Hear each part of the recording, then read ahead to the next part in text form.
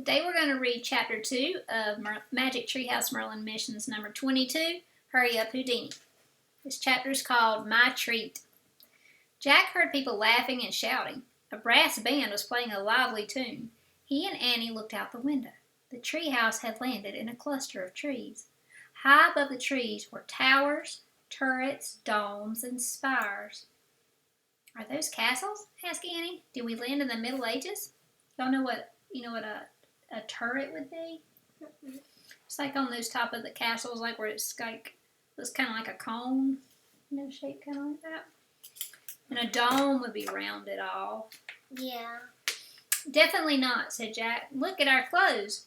In the dim light inside the tree house, Jack could see that he was wearing knee-length pants, a short, long-sleeve shirt, high socks, and lace-up boots. His backpack was now a leather bag. You're right, said Annie. She was wearing a sailor dress and a pair of boots. These are like the clothes we wore when we went to San Francisco. Yep, in the early 1900s, said Jack. He reached into one of his pockets and took out a watch on a chain. Look, I have a pocket watch now instead of a wristwatch. And, from the other pocket, Jack pulled out a handful of coins. A bunch of pennies. Just pennies? That's all, said Annie. Don't worry, said Jack. I once read that a penny in 1900 was worth the same as a quarter in our time. Cool, we're rich, said Annie with a laugh. Here, take some, said Jack. He gave Annie half of his handful of coins. Thanks, Annie said, dropping the pennies into the pocket of her dress. Okay, let's find out what's going on here. She headed down the ladder. Jack slung his bag over his shoulder and followed her. Jack and Annie stepped down into a walled garden lit by a string of tiny lights. They walked together down a pebbled path and over a small bridge that crossed a brook. You know what a brook is? It's like a creek.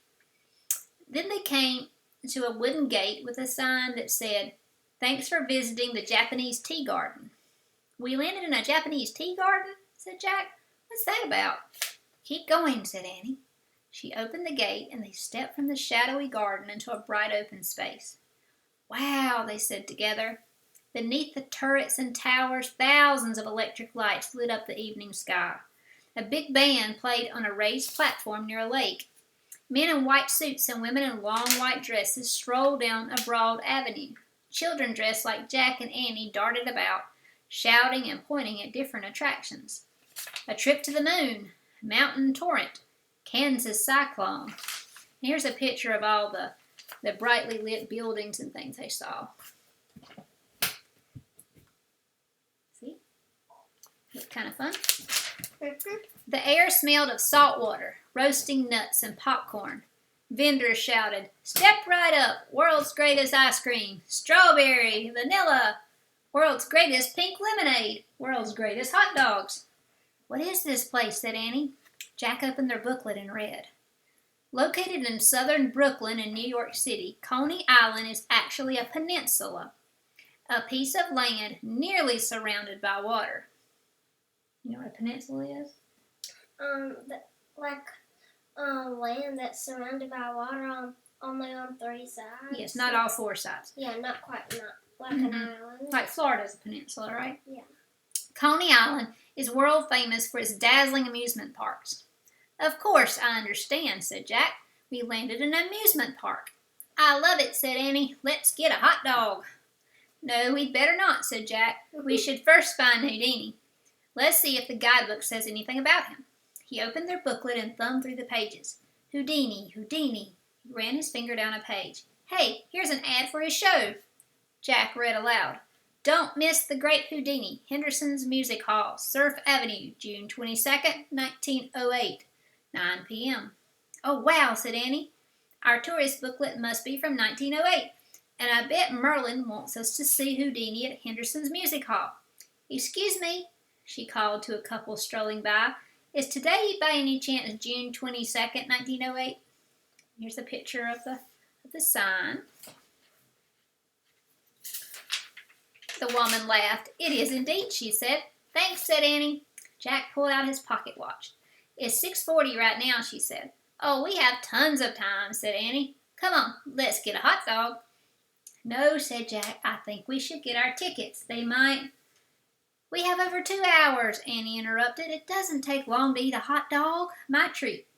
She grabbed Jack and pulled him towards the hot dog stand. Okay, Jack said, sighing. Actually, the smells coming from the stand were pretty wonderful. How much? Annie said to a girl grilling hot dogs on a portable stove. 3 cents each, the girl answered, or 2 for a nickel. No problem, 2 please, said Annie. She counted out 5 pennies and gave them to the girl. The girl wrapped 2 hot dogs in white bread and loaded them with relish. She passed them to Annie and Jack. Jack took a giant bite. Delicious, he said with his mouth full. Is greatest what dog in the world. Annie nodded. Very greatest, she said, her mouth full too.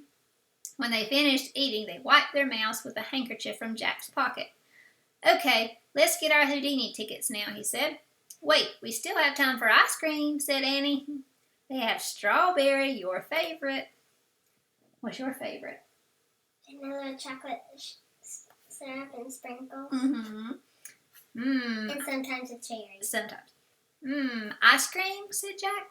It'll just take 2 minutes, said Annie. The greatest in the world, remember? Okay, my treat, said Jack. Yay, thanks, said Annie. They hurried to the window of a small ice cream shop. 2 cones of strawberry, Jack said. 4 cents, the ice cream man said. Jack handed over 4 pennies. The man scooped strawberry ice cream from the 2 sweet-smelling waffle cones and handed them to Jack. Jack and Annie ate their ice cream as they strolled up the dazzling avenue, passing different rides and attractions. Trip to the moon, a young man shouted at them. Get your tickets here. Been there, Jack said. Done that, added Annie. A boy in a fur parka rolled up on a unicycle. Tickets for a submarine ride, he yelled to Jack and Annie. Departing soon for the North Pole. Been there, said Annie. Done that, said Jack. Kansas Cyclone, a girl shouted from the entrance of a large tent. Come inside and be blown away. Been there, done that too, said Jack. Annie laughed. As soon as he finished his ice cream cone, Jack wiped his hands and opened their booklet. Okay, now we have to get serious, he said. I wonder where Surf Avenue is. Hey, I see something we haven't done before, said Annie. Look. Annie pointed to a boat filled with screaming passengers splashing down a tall, watery slide. The boat crashed into a lake and shot under an arched bridge. The riders shrieked as they bounced up into the air. Then the boat glided across the lake to a landing. Shoot the chutes, a man yelled from a ticket booth. Only 1 dime, jump aboard. Wow, that looks like so much fun. Let's do it. My treat, said Annie. Before Jack could say anything, she dashed to the booth. Jack quickly followed her. No, Annie, he said. I want to get our tickets for the Houdini show now. Do you think they should go ahead and get the tickets or keep playing? I would keep playing. You would keep playing. But Annie had already pulled out a bunch of pennies and was paying for 2 tickets. I said I didn't, Jack said. Oh, please, Annie said, handing Jack his ticket. We have plenty of time. 1 little ride won't hurt us. Jack sighed. But he started. Come on, Annie said. We'll get Houdini tickets right after this, I promise. This will just take an extra 5 minutes, that's all. Okay, you win, said Jack. Let's go. Jack followed Annie to a boat. The last passengers were climbing out, talking and laughing. Others were waiting to climb in. 4 giggling teenage girls and a short man and a woman who both wore large hats. The woman's hat was piled high with fake roses and bananas. The kids right up front, the boatman said. Jack and Annie stepped into the boat, and the teenagers and the couple in the hats took seats behind them. The boatman sat in the back. Soon cables began pulling the boat up a ramp that led to the top of the slide. Whoa! Jack breathed as the boat climbed higher and higher. The amusement park shimmered below. Hundreds of flags flapped from the turrets and towers. What keeps the boat from tumbling off its tracks, Jack wondered. There's no seat belts here, he grumbled to Annie, or safety bars or anything. How do people keep from falling out of this thing? And here's the picture of them. It's not like rides that we have with the safety bars, because this was 1908. Would you ride something like that? Yeah. Mm-hmm. I don't know, said Annie, sighing, but could you just try to have fun? It's a normal, everyday ride. Yeah, well, we don't really have time for a normal, everyday ride, said Jack. We should have gotten our tickets for the Houdini show already. You don't have to be so grouchy, said Annie.